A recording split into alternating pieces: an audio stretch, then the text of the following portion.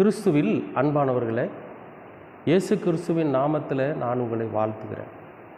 இன்றைய அனுதின உணவில் கர்த்தர் நமக்கு கொடுக்கிற வார்த்தை மார்க்கு 5ஆம் அதிகாரம் 34வது வசனம். அவர் அவளை பார்த்து, மகளே, உன் விசுவாசம் உன்னை ரட்சித்தது, நீ சமாதானத்தோடு போய் உன் வேதனை நீங்கி சுகமாயிரு என்றார். அன்பானவர்களே, கர்த்தர் இன்றைக்கு நமக்கு கொடுக்கிற வார்த்தை, உங்கள் வேதனை நீங்கி சுகமாயிருங்க. உங்கள் வேதனை நீங்கி சுகமாயிருங்க. இன்றைக்கு ஆண்டவர் கொடுக்குற வார்த்தை. ஒருவேளை வியாதியினால் வேதனைப்படுகிறீர்களா? ஆண்டவர் சொல்கிறாரு, இன்றைக்கு உங்கள் வியாதிக்கு விடுதலை தருகிறார். உங்களுடைய வேதனை, உங்களை வேதனைப்படுத்தி கொண்டிருக்கிற அந்த வியாதி இன்றைக்கு உங்களை விட்டு விலகப் போகும். ஏன்னா ஆண்டவர் சொல்லிட்டாரு, உன் வேதனை நீங்கி நீ சுகமாயி.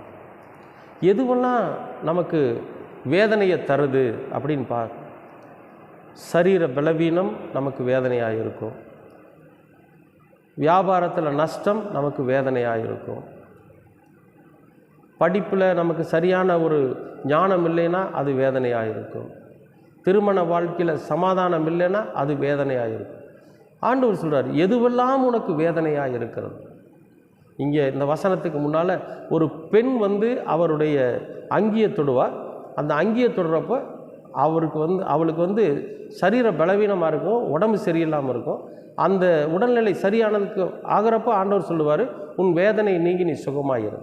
அதே போல் இன்றைக்கு இப்போ ஆண்டவர் என்ன சொல்கிறாருன்னா, எந்த விஷயம் நம்மை வேதனைப்படுத்தினாலும் சரி, எந்த செயல் நம்மை வேதனைப்படுத்தினாலும் சரி, எந்த சூழ்நிலை நம்மை வேதனைப்படுத்தி கொண்டிருந்தாலும் சரி, ஆண்டவர் சொல்கிறாரு, இன்றைக்கு உன் வேதனை நீங்கி நீ சுகமாயிரு. அன்பானவர்களே, இந்த காலை நேரத்தில் கர்த்தர் சொல்லுகிற வார்த்தை, எந்த வேதனையாக இருந்தாலும் சரி அது நீங்கி இன்றைக்கு சுகமாயிருக்கும். எப்பேற்பட்ட பிரச்சனையாக இருந்தாலும் சரி அந்த வேதனை உங்களை விட்டு நீங்குகிறது, நீங்கள் சுகமாயிருப்பீர்கள். ஆண்டவரிடத்தில் கேட்போமா?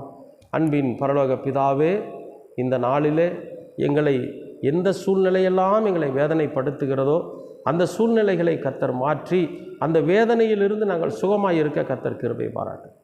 இந்த வேதனைகளெல்லாம் எங்களை விட்டு போகட்டும் சாமி. இந்த வேதனைகள் மாறட்டும், இந்த சூழ்நிலை மாறட்டும். எல்லா சூழ்நிலைகளும் மாறி எங்களுடைய வேதனைகள் நீங்கி நாங்கள் சுகமாக இருக்க போகிறோம். ஆண்டவர், நீர் அப்படி செய்வீர், அதற்காக உமக்கு ஸ்தோத்திரம்.